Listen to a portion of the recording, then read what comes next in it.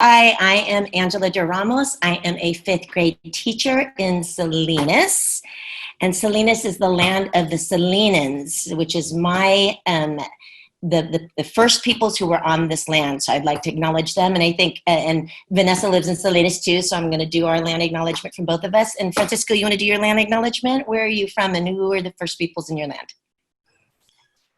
Good afternoon, everybody. My name is Francisco Ortiz. I'm a fifth grade teacher representing the United Teachers of Richmond. And today I come to you from my home in Vallejo, California, which is and always will be the ancestral land of the Karkin, Ohlone, and of the Patwin peoples whose legacy of resistance against cultural and physical genocide will always be here. And the land acknowledgement is something that we always like to kick off of, especially when we're doing this anti-racist work, because and it's very appropriate for today's subject, which is really about disrupting racial narratives. So the traditional, the textbook or the traditional textbook version of Native Americans is like, we had corn and we had turkey and everyone lived happily ever after. And that's a kind of a narrative, but we know the reality of it. There's a different narrative. And so part of our job as anti-racist teachers is to disrupt the narratives. So with that, I'm going to introduce my two colleagues, Francisco and Vanessa. And I want to talk about your racial narratives, and especially when do those narratives, I gave an example of like a textbook thing that kids learn.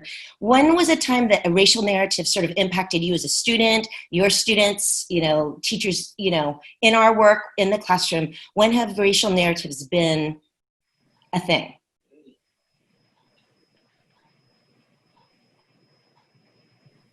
And it's your turn.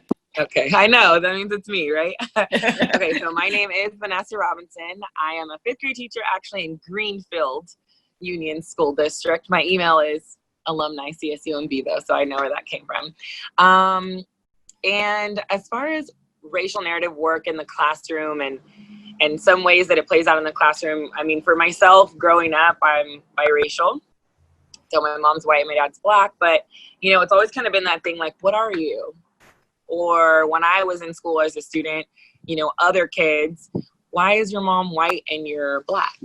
Even not understanding multiracial narratives, right? Which led to a lot of problems for me growing up in identity. Like, who am I supposed to be? Which way am I supposed to act? How does the world perceive me? And how am I supposed to fit some role, especially being multiracial? And then just moving throughout that and finding my own, creating my own image, which, to be honest, came when I had more friends that were biracial, which shouldn't be that, you shouldn't have to find another group of you to figure out who you are. But we know that society wants to force you in a box, and being biracial, there really is no box, not even on an application. So with my students, it's always near and dear for me because I teach in South Monterey County, which is predominantly Hispanic. So again, it's outside of, my own racial narratives, but it adds an even more personal component to it for me because I want to make sure that my students never feel like they have to fit inside of a box. And, celebrating multiple cultures is something that's rare in isolated towns like South Monterey County or Gonzales or Greenfield. It is predominantly not just one ethnicity at the school, but within the city as well. So even throughout the city, a lot of the times, the students have no firsthand experience to outside cultures, not even, passing somebody on the street, not through the grocery stores, and especially not in their schools. And there's a story that I remember of a student who got outside of the city maybe more often than the other kids. He had family that lived in Salinas, so he had exposure to, other cultures. And this student was Hispanic, but he loved Jordan, Michael Jordan. He was born on the 23rd of August. And so I think the number 23 just became really special for him. And there were times when talking, about African-American culture outside of February, right? Because we got to talk about it all year long, that he started to find some just relationship and identity through characters in books, and started to identify that the things that he had in common with the characters who were African American were outside of just shoes, because he would tell me that there were things kids would tell him at school, like, oh, you think you're black, or you try to act black. And it was so disheartening for me, especially because I'm not Hispanic who appreciates culture of Blacks. I am Black, but at the same time, I'm half white. And that was always challenged for me as well, even within my own, family dynamics or within my neighborhoods. And so it just became really clear for me how powerful that was for him, that representation of himself and other people in books, just having a common understanding about things, broke the idea that in order to wear a certain pair of shoes or to like a certain basketball player, you've got to be a certain race. Or that if he's not that race, that he can't enjoy those things. So it just speaks to the power that, this work can do in dismantling the narratives that society will force our students into accepting about themselves. And also extending like the olive branch of you can go ahead and appreciate other cultures and participate in those things as well, because other cultures are multifaceted. They're not one dimension. And I think you hit on a couple things. So one thing about Vanessa in my area, she mentioned that it's a homogeneous community. So we have segregation. It's just alive and fine. It's not supposed to be legal, but for other reasons, economic and otherwise, we are largely segregated in Salinas. And so she is often the only Black woman they will meet, and I am often the only Asian teacher my students will encounter. So, I think one of the things that you touched on is what you look like and who your community is. There's some recognition. Whereas Francisco, you have a slightly different, because you grew up, well, I'll let you tell your story of your racial narratives and when they collide with your reality. Great, thank you, Angela. With my personal experience, I come from a home of, Mexican and Salvadoreño immigrants. Both of my parents did not finish primary education in their home countries because of abject poverty and civil war and just the necessity to survive. And so I did not have a lot of academic role models growing up. Two of my elder brothers and sisters did not complete their high school education. And, I didn't have any educators who looked like me growing up. And so it wasn't until high school where I had two teachers, one, a Black male and a Latinx male, who took me under their wing for one semester because I was on the verge of getting kicked out of school. I held my first gun in French class in seventh grade. And so I could have gone either way. I didn't really have a lot of role models. And so it was the first time in high school when these two educators really saw an academic potential in me and believed in me that I actually began to see myself as an academic and began to see myself as a different or having a different possibility or a different outlook than what I thought was already set in stone for me. And so I think that it's very important for students to be able to see themselves not only in the curriculum, from the books that they read and from learning from different perspectives, but also having exposure to educators who not only look like them, but who look like other peoples from all throughout the world, so that students can not only have different examples of role models and people who are in positions of influence to help support them, but also to help them understand that there is a different narrative and that they can write their own narrative as well. And so that's something that I have been, really fortunate to be one of the only Latinx male teachers at my site. Luckily, 3 years ago, we were able to get another second grade Latinx male teachers, and now we have two male Latino teachers with an 80% Latinx student population. So we're able to somewhat reflect our student population, but also be another resource for students who may not see those educational figures in their lives. So we invite you to really think through. I know some of you started your school today. I started last week. Francisco and Vanessa, so you're starting like this next week and then the week after. So we're all starting school. And I really invite you to think about what you look like and what your racial narratives are has to be part of the discussion when you're teaching about racial narratives, because it's the books that we're heading into books, because as our other panelists said, if we're living in homogeneous societies and they never have any interaction with others, they always stay the other. So bringing books in and bringing a wide representation is a way of inviting the world in when we are so provincial in our little communities and very isolated, insular. And at the same time, they're getting these racial narratives that Asians eat bats and, spread corona, or, we're all good at math and science. I mean, those are sort of the racial narratives that have been put on my community or what have you. So we want to use these books as an entry point. But I think the interesting thing that Francisco and Vanessa's story, I think, Vanessa, you particularly said, you didn't have any you didn't have a narrative of your own, and you had to make it up.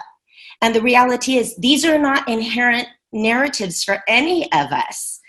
We have our own reality, and I think that's kind of our starting point. We use the books to discuss it, but it has to start with us, who we are, what we represent, and what we believe in, and that's true for our students too. So as we were thinking about our activities for this, it's the beginning of the year. So we started thinking about the typical activities that we do in our classrooms to enter this work, and they are, at the beginning of the year, centered about your own narrative, your lived experience, because that's separate from a racial narrative. Do they collide? Absolutely. And that's where we want them to feel, that's where we want to bring them. But the first steps are finding your own narrative. And it's perfect because it's perfect for the beginning of the year. So we were actually like freaking out about what we're going to do, like all of you, about like, oh my God, we're doing this, and we're doing this in a new way, a new format, digital learning, like all these activities that we've done with our books, we're having to also rethink our tools and how we're going to do it. So, disclaimer, we haven't done these things in the classroom virtually because this is our first experience launching a year virtually. But I actually started my school, so I can actually say what happened today because I did the virtual scavenger hunt. So we're going to launch into the beginning. We just started brainstorming some activities that you could do when you're starting to do this work. Something useful that you can do tomorrow or next week or when you start. So Francisco and I were talking about the virtual scavenger hunt. As we've participated in a couple PDs where it launched, and it's fun, and it's gets the kids out. And you want to take over here from Francisco and talk that part, and I'll explain what this is later. So I think that what's really important to start at the beginning of the year is building community. And so I think that a lot of students, at least in my personal experience, there was a little bit of shyness with, exposing yourself in a camera. And so I think that one way that we can begin to, as an entry point, to begin to ease students into, one, getting more comfortable and sharing a little bit about themselves, to just have a layered activity with this virtual scavenger hunt. And the first layer is just having kind of like in a riddle format, trying to find different household items that we could typical or that would be usually found around a house. So like toothbrushes, pillows, a favorite drink or a condiment, some electronic item or a favorite electronic they might have in their personal space. We could do it in a riddle form, and the videos could be off, but the one in is like, okay, so once you have your item, you have to turn your video on, you got to show it in your camera, and then you can turn it away. And so it'll lower the pressure on a student to continue to just stay on the camera for so long, and we'll get them moving.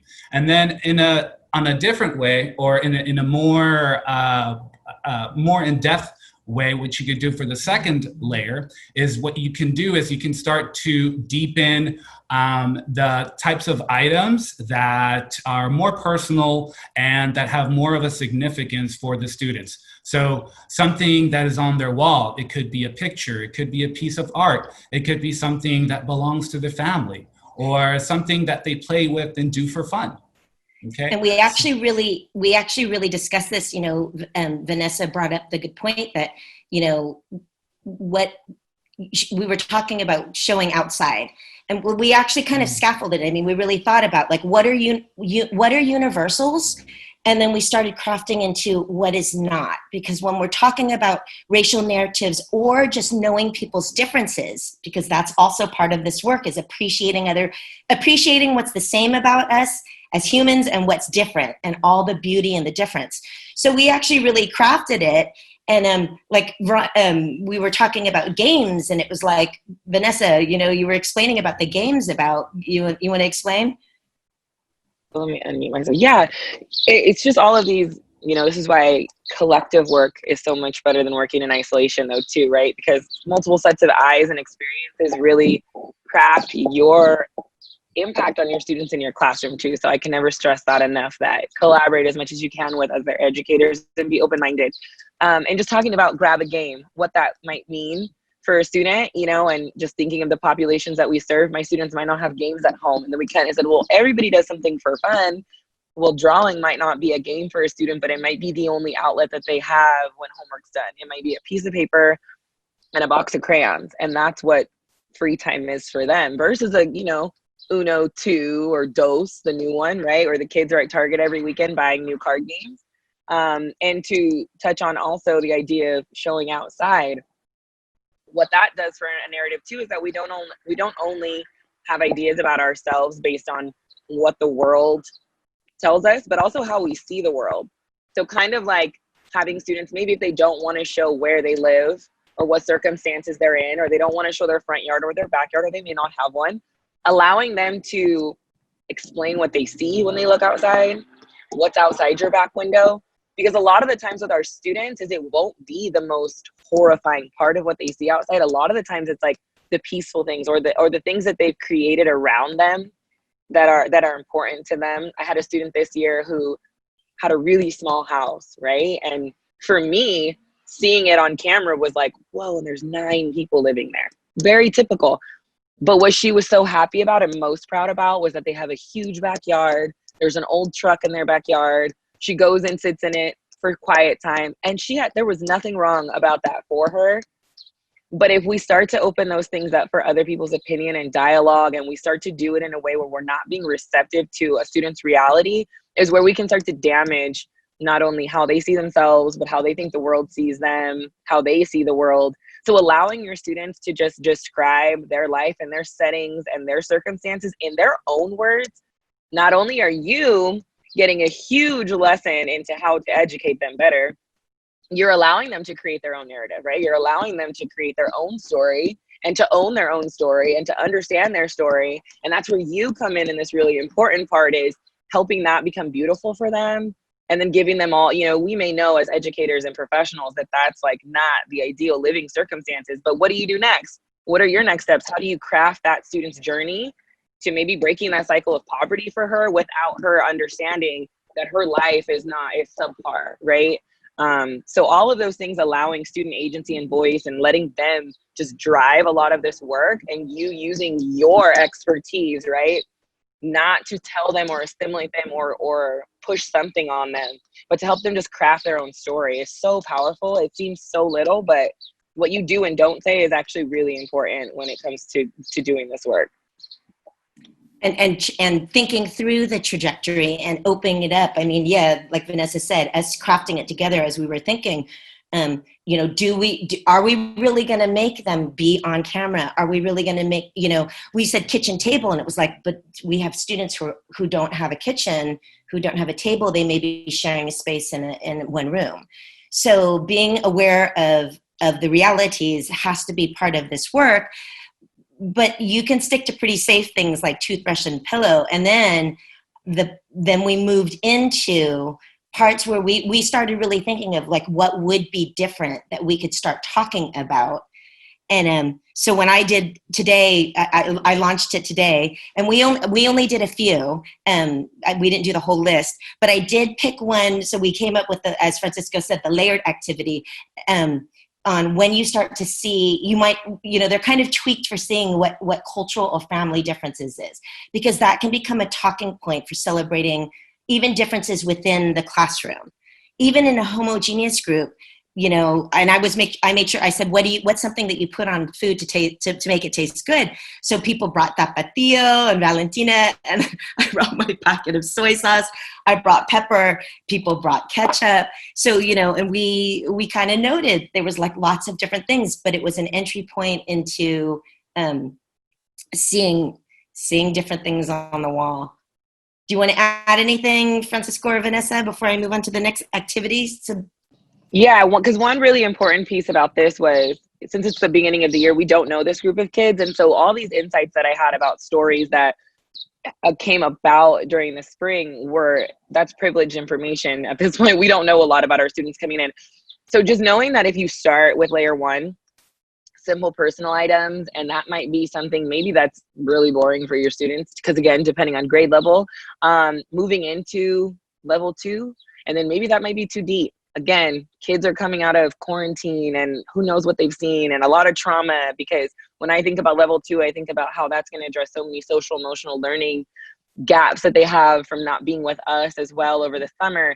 It may be too soon. We may need to go back. So feeling okay to move between the two and using these activities, not just to build community and culture, but to informally assess where your students are at a social emotional level right now, because we think about how we're going into the school year, like we all have goosebumps and we're all really overwhelmed and anxious. And you might get, kids who are typically on the pass on sheet, very outgoing and love to chat, and are just like in a shell right now. And so never to stick to, and this goes for all of this work, never to stick to one plan. We know that we're teachers, things don't go as planned. But even with this work, I know people can be uneasy and they want to like, okay, here's a guide to doing the work. Let me push through it. Feel comfortable moving back. Feel comfortable starting with maybe just one layer 2 item, and then seeing what do the kids say to each other? How do they now start to create dialogue with you outside looking in? Remove yourself from the equation a little bit too in this work. So I love this activity, and then just how they both lend themselves to using them interchangeably. Yeah. And I think that we thought through too, what our job right now is really to build that community. So like what can we learn about our students, even if it's uncomfortableness to be on camera or use their voice, and then allowing them to put whatever they wanted in chat. We said, if they don't want to, can they put it in chat? They can make whatever up they want, whatever item up they want.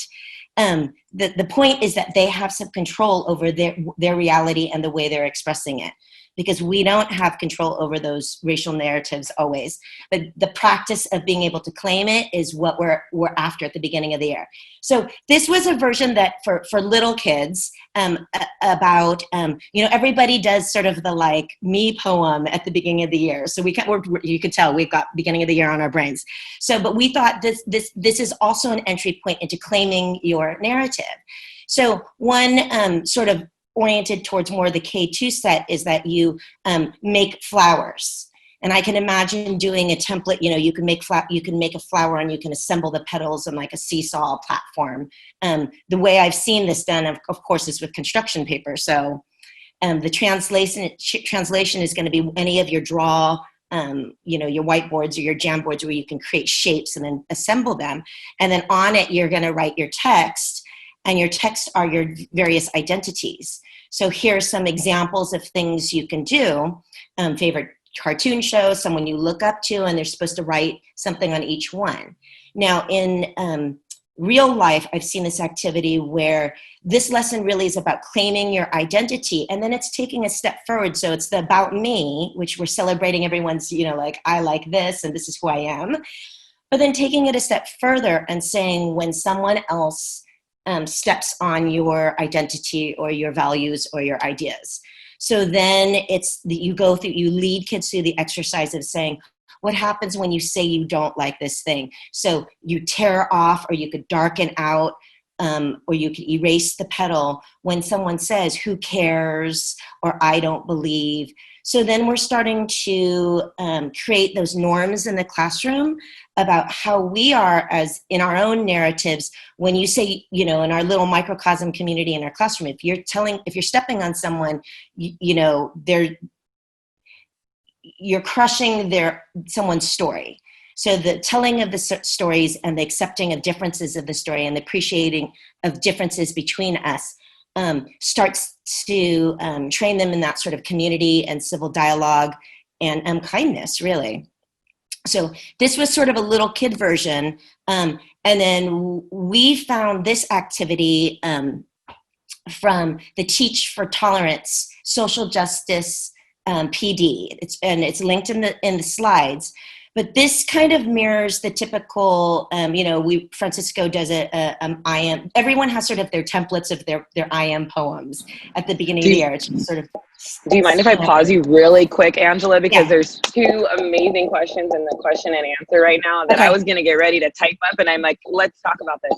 Okay. One of them was for the scavenger hunt. How would you modify the scavenger hunt for students who are homeless? And I think that we totally started a conversation about that yesterday, right? Where when we talk about the 2 layers you want, when you can get grainier like that, when you know that kind of information, that's when you want to become so vague. So there were things like, what is your favorite item to go to sleep with, right? So we're not being specific to where you sleep, what are you doing? And everybody has something maybe they have with them. It can be the shirt they sleep in, or a pillow, or a little blankie, or a stuffed animal.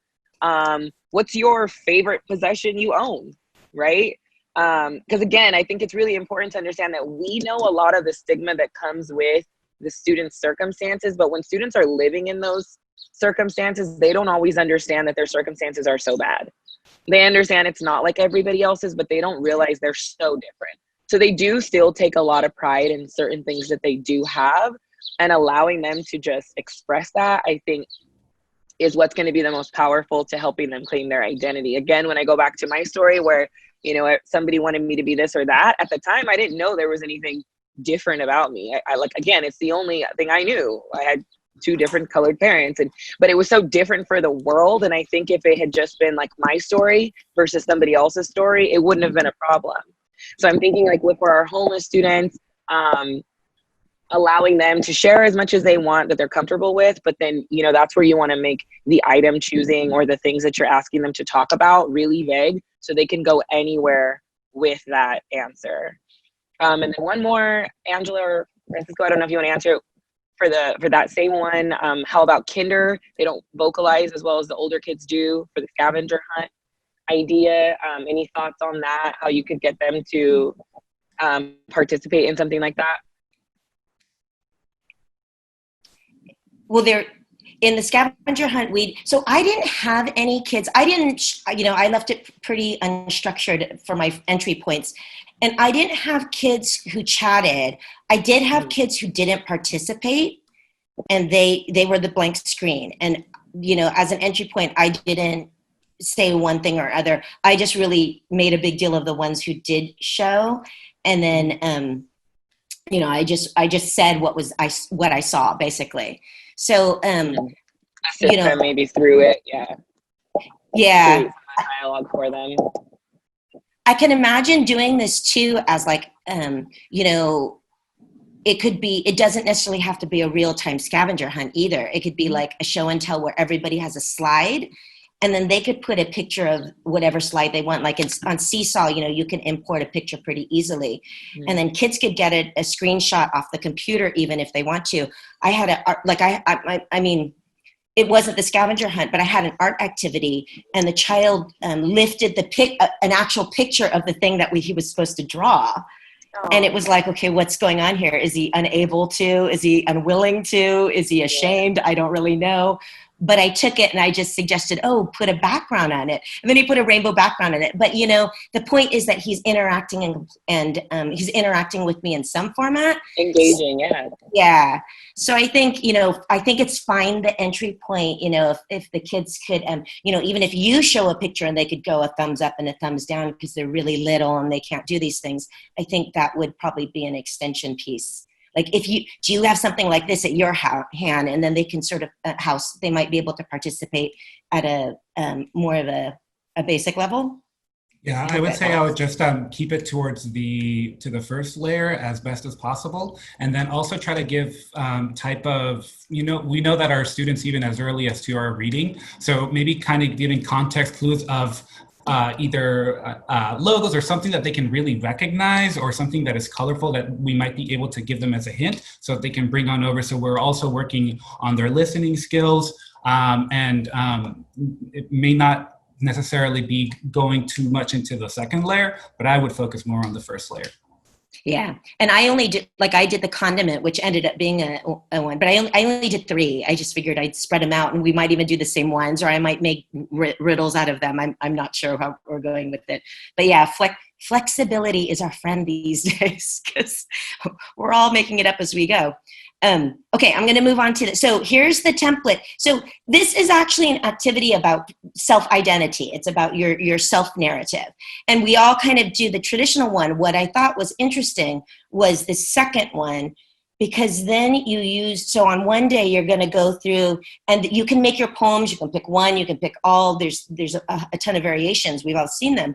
But I think the interesting thing about this particular activity is then you start to evaluate what of your qualities that you said about yourself are invisible or visible to others.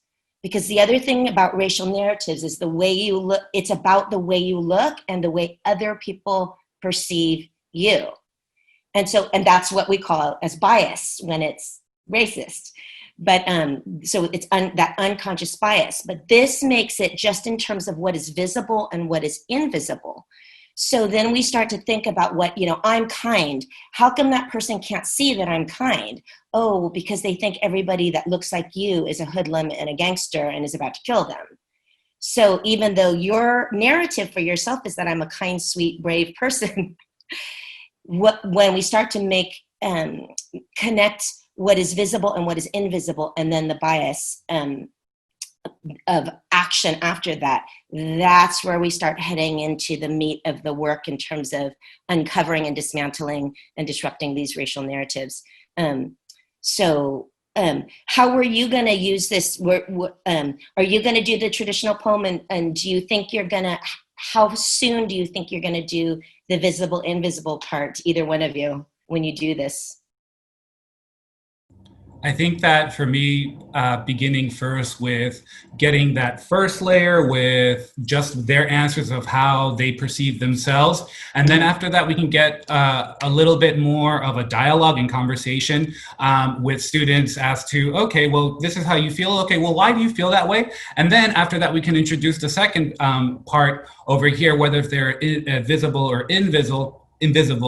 But something else that might also lead to discussion is for kind of like how you were mentioning with the other flower activity, we can have an activity where students can write their name on a piece of paper, and then the entire class kind of does a gallery walk for every single student in the class, writing one positive comment or one positive affirmation, one positive descriptor about that student that doesn't have to do with any physical reflection of themselves. And so that can turn into kind of like a positive slam book as well, see what other people see about themselves.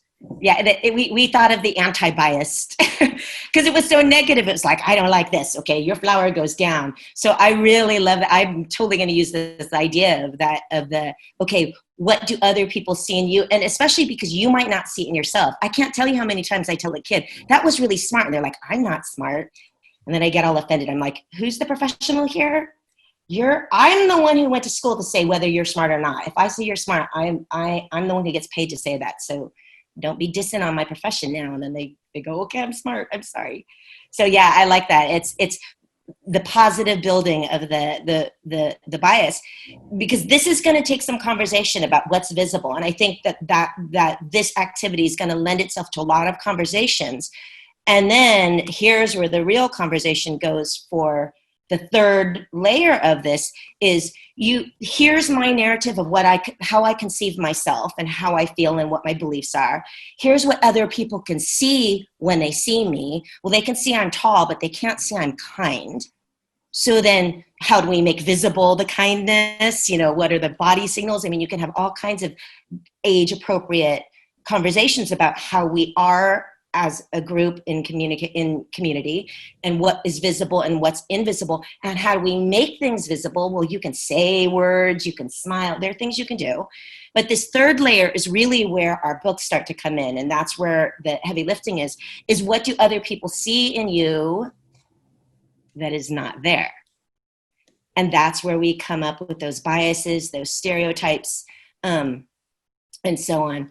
I had an experience it was actually at Summer Institute where we were, we were sharing, it's at UCLA, so we're sharing it, and there's all these summer programs going on. And there happened to be a summer program, and I think they were like an exchange from like Taiwan or an Asian, so there was a lot of little Asian kids running around. And one of the teacher colleagues of mine said, oh, there must be a science or math workshop going on in the summer. And I was kind of like, I didn't see any books. So she saw this in these children based on some sort of narrative that she had in her head that all these Asian kids are here. There must be a science project going on, because there was nothing visible there. No books, no nothing, like there was no other information to base it on. So that's the point at which we can start discussing the books, because the books provide us with other kinds of narratives, and then we can start to explore, when is it that someone else is saying a narrative for you or for the character, and how do we relate to that in our world? Because it's all about connecting to this the character, whether they look like you or they don't look like you, and each other in real life. Because if it's not affecting real life, why are we doing this? So what book are you launching, my friends, this year? I'm going to be starting with Ghost Boys. How about you, Vanessa? Same. And I'm super excited about it also because, we've been having our discussions as groups of 5th grade teachers at our site. And I've got like everybody on board to do it. I had a coworker who, the minute I mentioned it and just kind of talked about it, she found it on her Kindle and texted me at like 10 o'clock that night and was like, I read the entire book already. I'm crying. I'm this. I have chills. I can't wait. I'm loving it. And I'm like, oh my God, yes. Because there's just something about, working with people who are ready to do the work, even whether or not they know how to do the work yet. And I just think that, I have it right here, this book lends itself so well to exactly what Angela said, when we're fans. This was not sponsored by Joel Parker Rhodes or anything. No, we came up perfectly. Yeah, we really thought that this was the right. As we were doing this this presentation, and we've done this presentation before, by the way, you can look it up on the CTA YouTube. There's a Takeover Tuesday where we did another version of this. But we were throwing out all the books, like our most loved books. So you see on the presentation, and there's more in the slides. We put tons of book suggestions based on real teacher use, that these are good books to use. But we all universally said, you know what, this year we're going to start off with Ghost Boys, just because it really addresses a lot of the what's going on right now with Black Lives Matter and people getting shot, innocent people getting shot. And when we talk about the trauma that the students might come into from being in isolation, we have to also talk about the trauma that's happening in real communities. It's happening on the news. And if we have communities, especially like the ones that I teach in, where their families don't understand those communities that they're seeing these things happen to, we have to help them make sense of the world around them. That's another huge, I think, responsibility that we have as educators in the classroom. And like we like to say in our district, we're in the business of saving lives. And this book, I think, done right, which we're crafting out a Google Classroom that you can follow along with as well, on how to do it, the work gradually. Really, like Angela said, that I am poem about what's visible, what's not, and then what's not true about you. This book just so beautifully shows what that looks like in real time. When she mentioned, they see I'm tall, but they don't see that I'm kind. It's exactly what happens to Jerome in the book. And I just think, I don't know what better way to start the year, with a solid lens of dismantling racial narratives on top of helping the world right now make more sense for our kids in the best way possible. Yeah. There's a lot of so let's jump into the book. So you got a little taste of it. The premise of the book is that it's told from a child's perspective. Is he a 5th grader or 6th grader? He's about our. He's 11, 12. Oh, you went mute, Angela. I don't know what happened. there. Yeah, Jerome's in middle school. Drums in middle school, but I taught sixth grade, so I remember he was around the age, and he's shot by the police, and it's told from his perspective as a ghost. He is the ghost boy, and he interacts with all the other ghost boys throughout history, because this is not the first one, and it's not been the last. It will not be the last one. We will try to make it the last one as much as we can by doing this work, but and it intersects, and here's the interesting thing, it intersects with the narrative of the daughter of the policeman who's the same age. So you get these opposing standpoints of, you know, the little white girl who's the same age, who's the daughter of her father, who knows her father's a kind, good protector, and then the ghost. And then you see the interplay between, and it goes between alive and dead, and you start to really have these narratives come into play. By the way, my colleagues also are down for teaching with me on this. So we'll have a cadre of people on the to read this with us and explore the book with us. So no, I was just saying in the chat really quick, because we knew this would come up too. K1 book title recommendations, right? Yeah, I put a ton of them. I put extra ones, and we'll get into some lower grade ones. And what we tried to do, but they're in. We put a ton of resources and lists for all the grade levels, and the particularly strong ones in terms of racial narratives. And we kind of tried to highlight them in some of the slides, and you'll get I think the slides are in the chat, or you should have been sent the slides. But we tried to pick some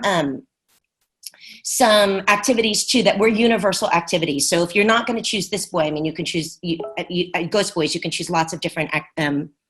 These are universal activities that can go with any literature. That's what I meant to say.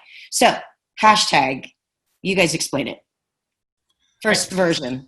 So with hashtag it, something that we've done before is usually I like to model to my students, like how do I mark my book, right? I have all these little sticky notes everywhere so that they know that, you know, we're going to be close reading. And so I'll pick a certain passage from a book that we're currently reading. And so this is the example that I have here in front of you. So as I'm explaining the activity, maybe you've done it before. Usually I've done this with whiteboards, but since we're in distance learning for now, one thing that we could use is we could use a Padlet, we could use a Google Doc or a Pear Deck, or you can even do it right here in the chat. So here we have our first passage from Ghost Boy's quote.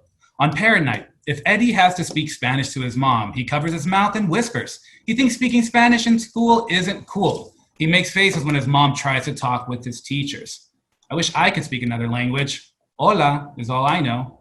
Truth is, I have enough trouble speaking the right words in English and not having crews like Eddie, Snap, and Mike picking on me, saying stuck up, teacher's pet, all because I don't act bored, disrespectful in class, or pushy out at recess. I wish I were done with middle school. I get tired of dreaming about how life's going to be different when I grow up. Right now, it's stupid, stupid, stupid. So in this activity, I would ask my students to write a hashtag that would describe how Jerome is feeling at this moment. Let's see if they can do hashtag. So go ahead and hashtag it. You can hashtag it, put in the chat. So, you know, and sometimes you have a kid who you have to explain what a hashtag is, but most of them know what a hashtag is. They know what a hashtag is, but hashtags really can capture theme. Okay, I like in terms of literary things, you know, I tell them it could be a theme, it could be a topic, it could be your take on something. Do we have reality good ones? check? Yeah. One's fed up. The other one's just hashtag middle school, right? Love it. And that's a great, if a kid said that, I would go on a whole tangent, right? Like, let's talk about that. What does that really mean? That's heavy, right? There's a lot of unpacking. Over it, so done. Reality check. Beam me up, Scotty. Get me out of here, right? Not equal.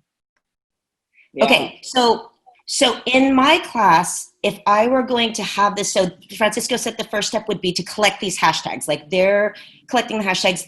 This, by the way, you can, like, we picked a particular passage. So you can control how much you want to hashtag.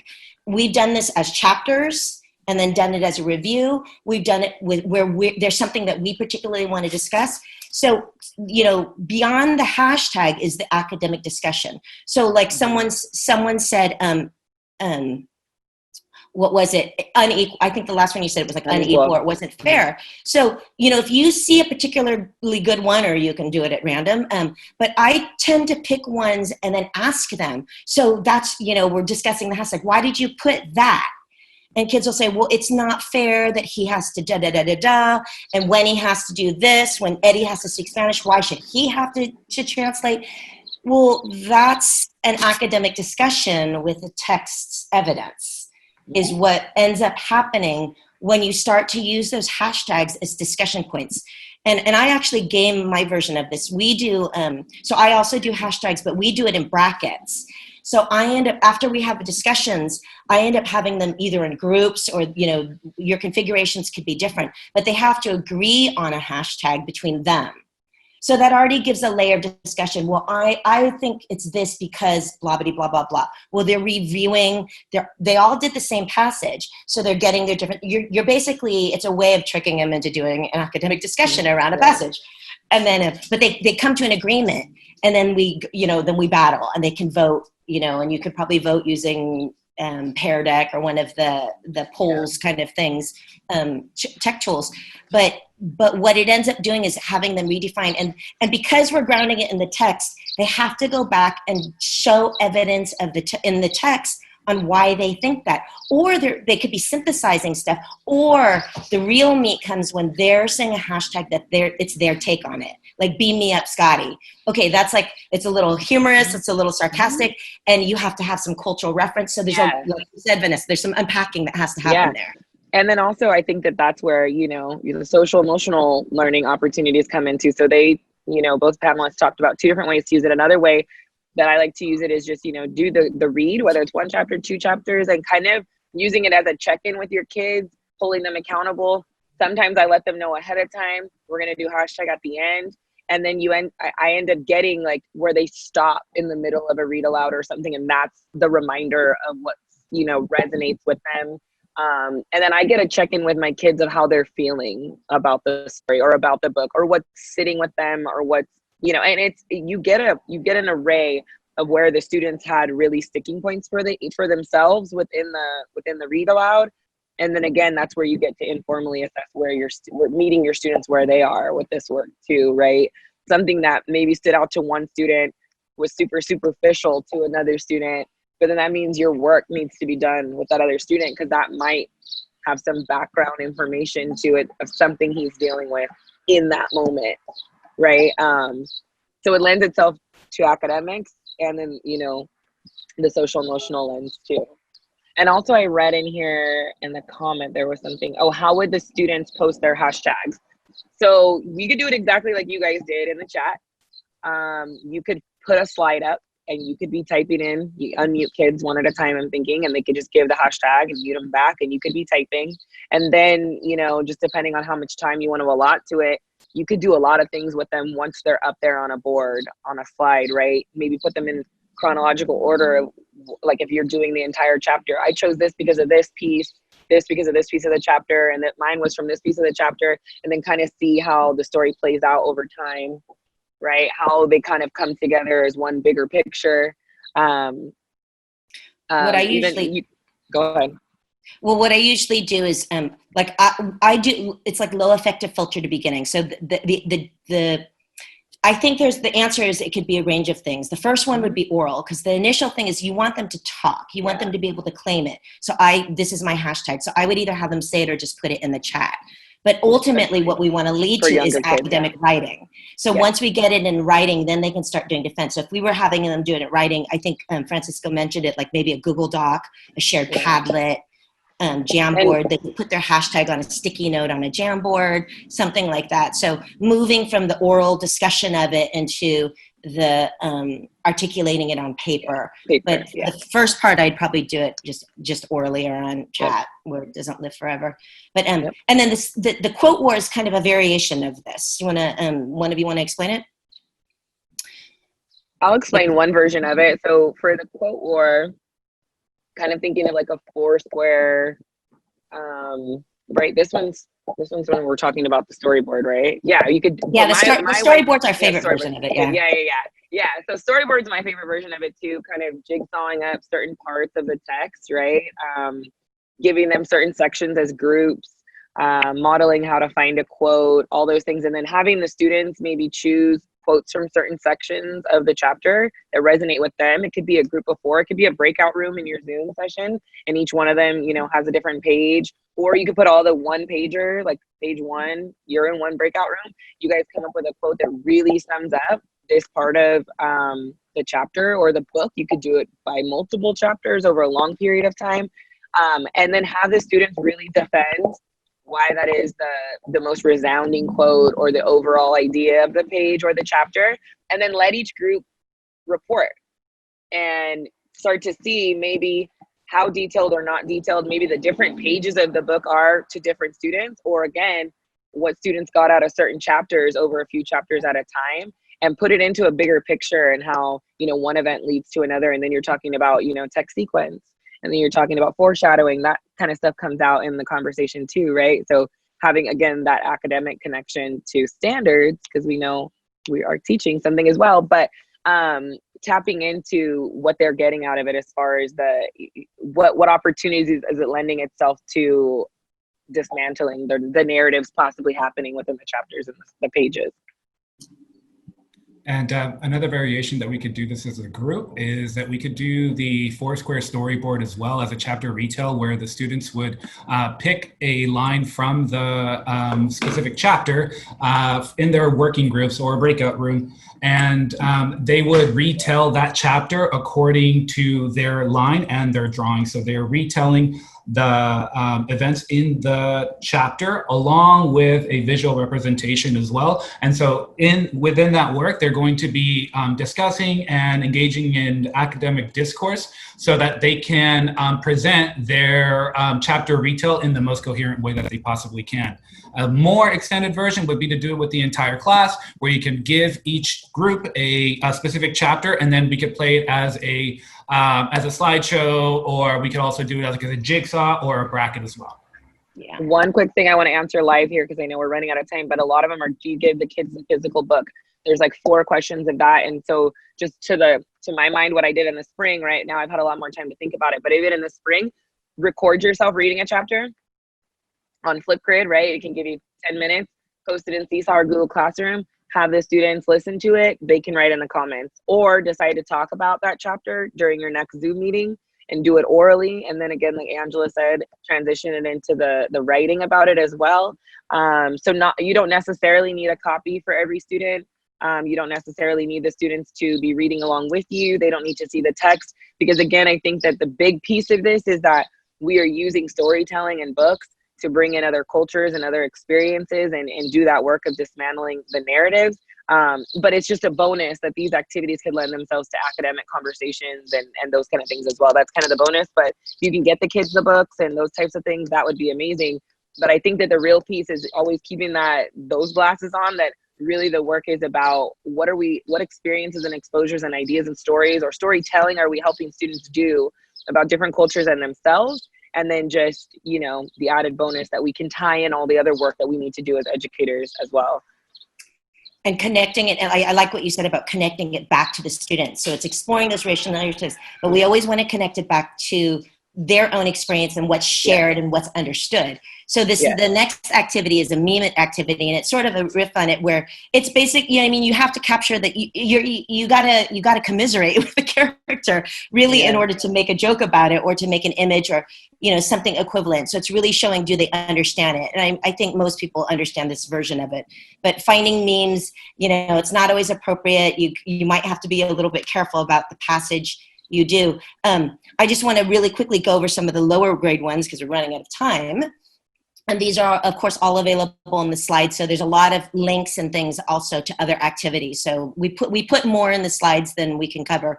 But for little kids, it's really about expressing it. It's the telling of the story and the celebrating of the differences. So making individual lottery cards based on their own, expressions of their reality is one activity you can do. Books, like you reimagine for yourself. And then we have some book, and so these are some of the book samples.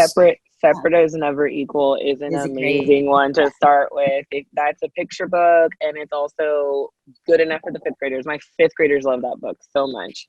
yeah. So It also it intersects struggles, right? Too, that the first desegregated schools actually happened surrounding Hispanic students in California before Brown versus Board of Education. So if you're doing cross-cultural comparisons too, that book can be a great one for younger kids, and then it lends itself to the older grades too. Right. So there's a bunch of resources in here. There's some extra lists for kids of for grade levels of all ages, and then some more ideas. So we've got some resource pages in there, and some things just to think about is that it's teachable. You know, kids are going. The entry point into this, and the difficult thing is, what if I make a mistake, or what if my kid says something? Like, people want to avoid the conflict, and it's the opposite, that we need to talk about it so that we don't have the conflicts. Mm-hmm. So to be brave and to be accepting and to keep at it. And we're going to invite you to continue this conversation, because we need support. If you're fearful about any of those things, about making a pitfall, and reluctant to enter and read a book about this, you know, then I invite you to continue with this conversation with us, and there's other people, and continue to learn about it. And then we ultimately, what we want for our kids to do when they're thinking about their racial narratives, they're able to identify and own their own narrative, is that we want to start connecting it to what's happening now in real life, because we want it to be transformative. We want them to be able to do something about it and step in and be anti-racist themselves and be upstanders in appropriate ways. And so we invite you, and that's a definite next journey piece. We weren't even going to go here because we were really concentrating sort of on the entry points. Mm-hmm. But with that, we're going to invite you to continue this conversation with us. On the Google, we made a Google Classroom. You have to use your non-work Gmail. You have to use your individual Gmail, and the class code is in the corner.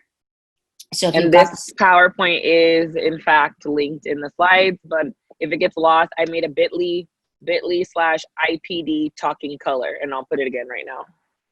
And that's a place where we can continue the conversation, and as you go, or even if you just want to keep learning about it and you're not ready to launch, that's okay too. You can be a lurker, because this is a lifetime. I mean, if this was an easy thing, we wouldn't be in this situation right here. I also I have another homework for you, another next step.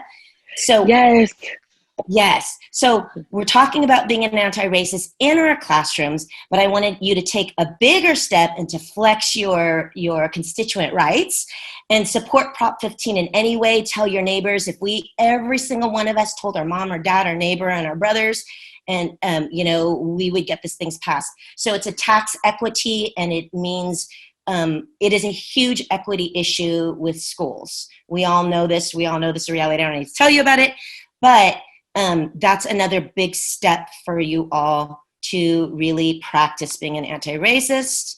We thank you for being with us on this Monday, learning about this, and we know it was really rushed, so continue to have these conversations. There's more to this series, and there are past series that have been linked. We don't have time for Q&A. We have book lists, places for you to buy the book, and then our contact information in case you do want to reach out to us individually. Please reach out. Please reach out. We are at 4:31. Woo! And that's the bell. The bell has rung. Right. School is out. Yes. Marlene or Brian, do you have any closing things from Mothership to say?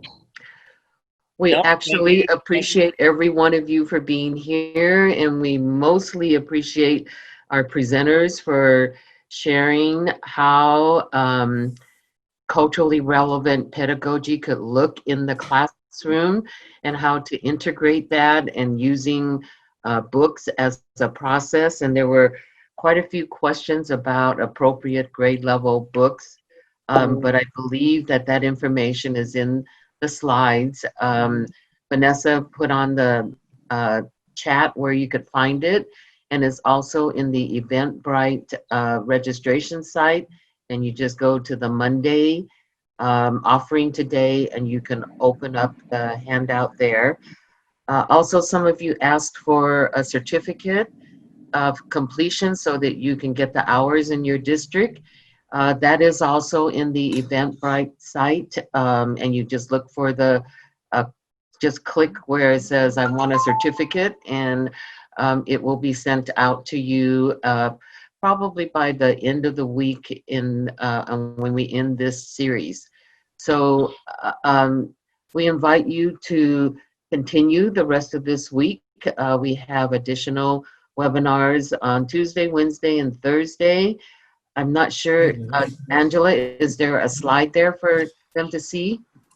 For the rest of the For the rest of the week?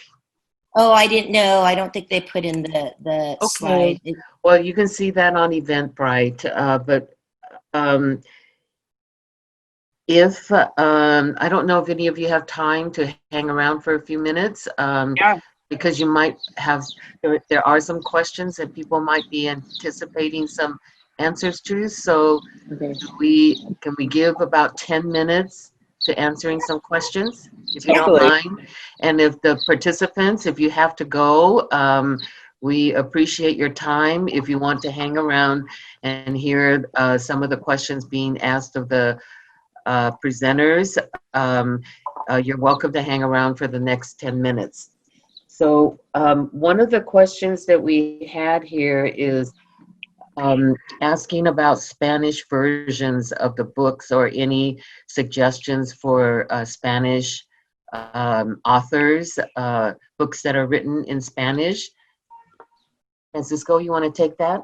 Yeah, I would just say BMI. If you look BMI books, they usually do a lot of translation for different types of books. I know that in my personal experience, I've been able to find Bud Not Buddy. I've been able to find The Circuit, Breaking Through. Those Big Decision, that one's in Spanish. Mm-hmm. Yeah, there's some there's been more lower grade. In fact, there's been a lot of picture books written in Spanish. Dreamers is written for the lower grades. Dreamers written in Spanish. Yeah, a lot of the Christopher Paul Curtis books. So the Watsons Go to Birmingham, 1963. Some of the Rita Williams Garcia books, I was able to find them in Spanish as well. I don't remember the exact acronym. I can try and look for it right now. But BMI, they do hardback binding as well in the Spanish translations. And Gary Soto has also written books in Spanish. Yeah. Okay. It's weird getting books to kids right now, though, because we're not sure. Like, we were told that if we give books to not get them back, like they're infected forevermore. Yeah. So that was one of the other questions is, do you provide the books for the students? Like, do you provide them for the students, or does the school site purchase them for you? So I was gonna say I can man that because that was like my whole thing last year. There's like a couple ways to do it, but then you can talk about equity too. Yeah. So Donors Choose, man, I did at least like 3 or 4 of those last year, and honestly, multicultural literature is like the easiest project on Donors Choose to get funded. Absolutely, like it was my quickest ones. I've done a lot of projects, and anything with literature, literacy, talking about real-time issues, like Chevron just bought the whole project couple times. I think like Safeway bought the whole project. A lot of people are in the business right now of buying books for classrooms. We understand.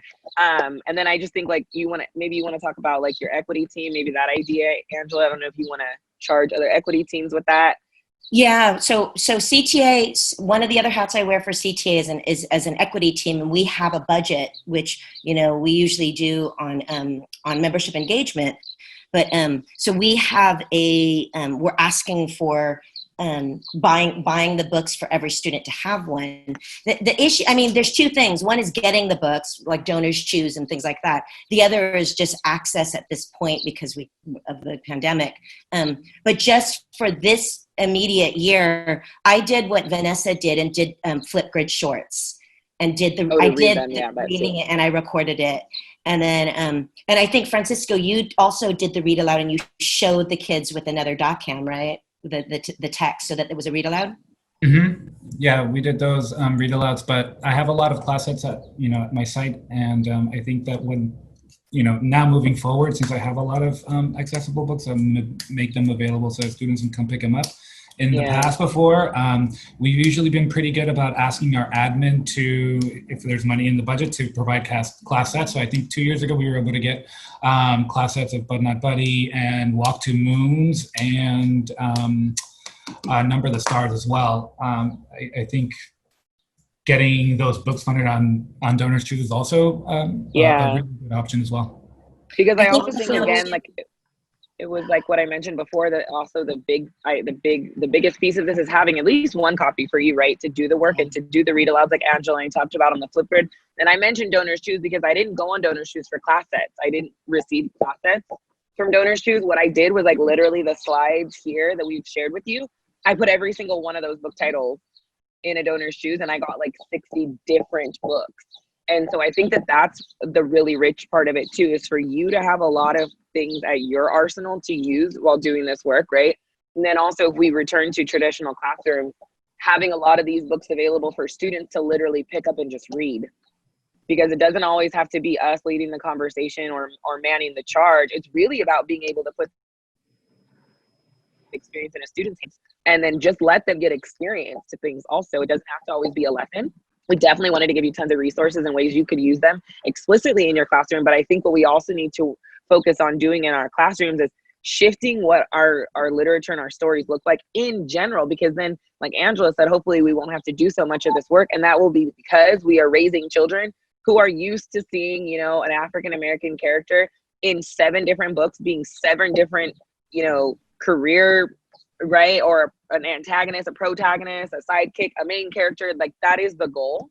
That really is the goal, because all those things make our workload like less, and we don't have to do so much work to change narratives, and that they just exist for the students in the space that they spend most of their time in. So another possibility are the open source materials that you could use to supplement what is in the traditional textbooks that your districts purchase, but the open source area is free, and you can copy whatever you need and without charge. So they're materials that could complement the topics that you're teaching as additional information for your culturally relevant pedagogy, as to sticking to what the textbook is saying. So whether it's a novel or a history, open source is probably a good source of materials. And also the Library of Congress. yeah. They collect a lot of information and record a lot of historical facts and information that you could download from the Library of Congress. So I think that's, I think a lot of the questions had to do with, how do you get the copies of the books, and what do you do if here's one that's interesting. What do you do if you don't hashtag and Twitter? So how do you get involved in that process? Angela, you mentioned the hashtagging and posting on Twitter. So if a teacher doesn't do that, are there alternatives? Yeah, you can do, the variation of that is like it's really like write a new a chapter title. Like, if you were going to write if this was its own little chapter, title it, because it serves the same function. And I actually tell them, hashtags are a text feature, right? It has its own genre. And so we actually unpack it. I unpack it as a literary, it can serve as a commentary. What was that? And they punctuation mark.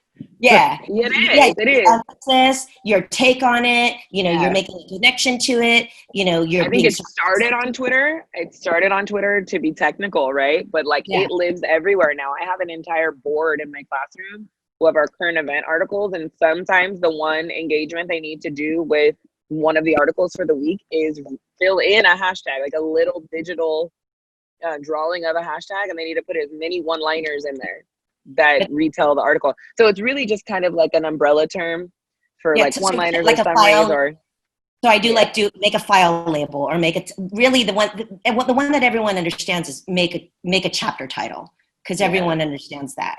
So that's the variation. Great. Yeah, so it doesn't have to like actually live on Twitter.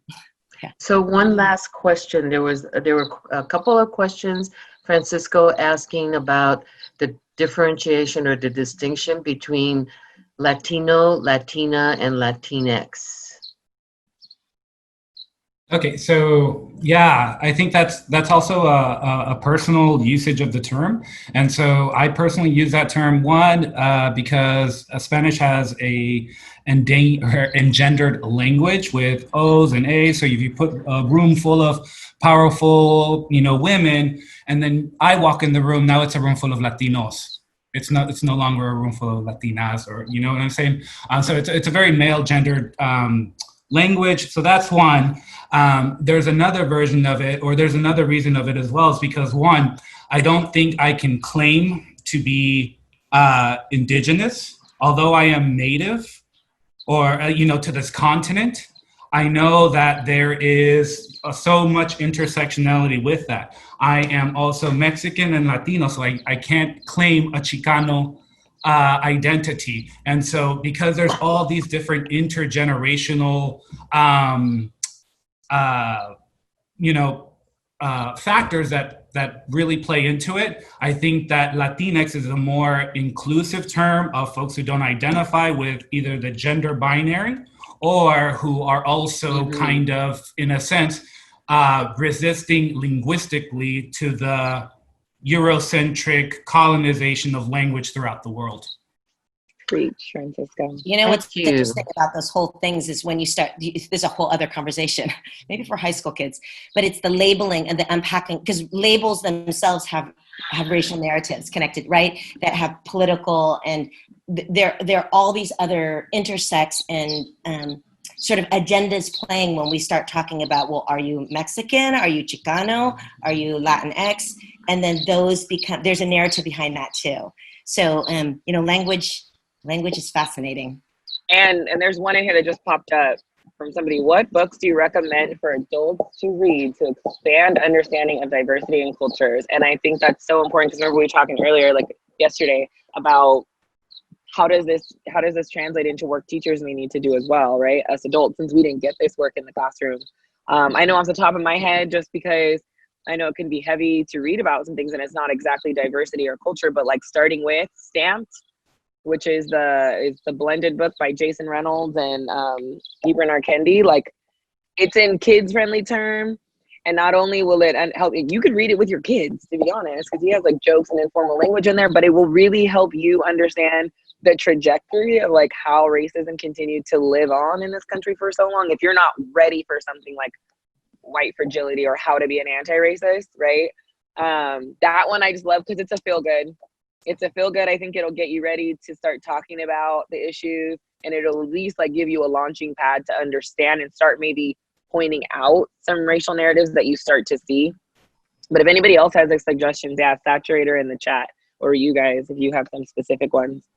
I would say We Want to Do More Than Survive, Abolitionist Teaching in the Pursuit of Educational Freedom by Bettina Love.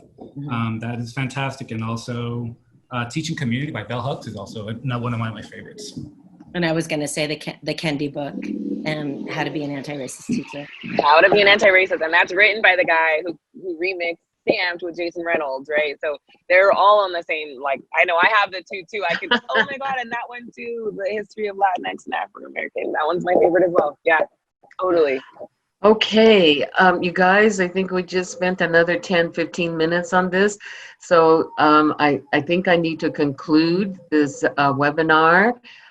This will not be the end all of the webinars on cultural relevancy and cultural competency, and also culturally sustaining pedagogy. So, whatever happens in our school lives, our professional lives, there's a sustainability of what we learn and apply, and it becomes a sustainable part of our teaching repertoire.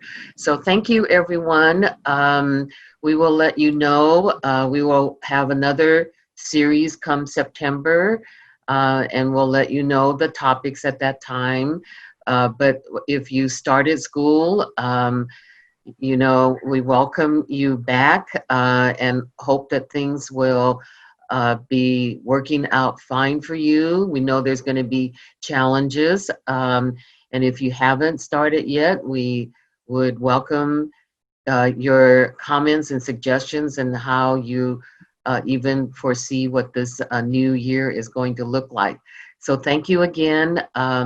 We'll see you at the next webinar tomorrow, and you will be invited in just like you did today. So thank you.